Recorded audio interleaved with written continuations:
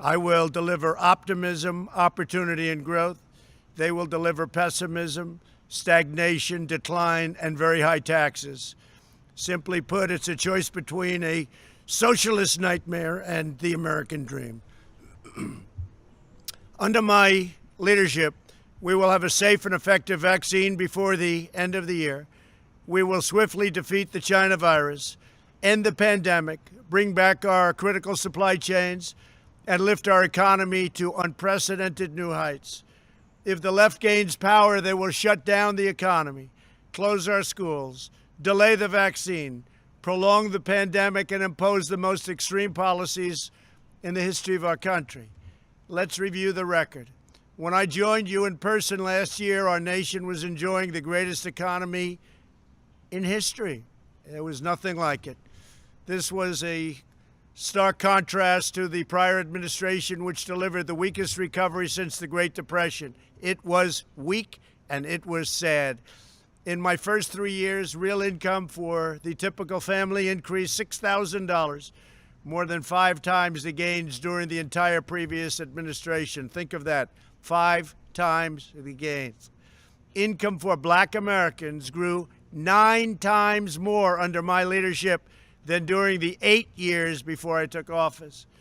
Their policies punish American workers. My policies promote American workers.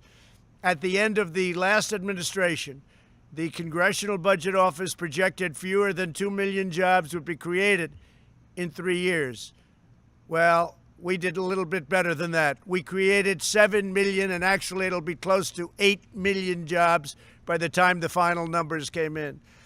We lifted 6.6 million people out of poverty, achieving the largest poverty reduction in modern U.S. history. Poverty rates for African Americans and Hispanic Americans reached record lows. Inequality declined dramatically, a complete reversal of the Obama years. My policies have benefited those who need it the most. The bottom 50% of households saw an astonishing 40% increase in net worth. Wages rose the fastest for blue-collar workers, African American, Hispanic American, Asian American. Unemployment all reached their lowest levels ever recorded. The last administration sold out American workers like never before, and they sold them to donors, special interests, and globalists. And if you take a look, we have probably plenty of them watching right now, and I understand where you're coming from, but it didn't work out too well with me. We succeeded by reversing those cruel and heartless betrayals.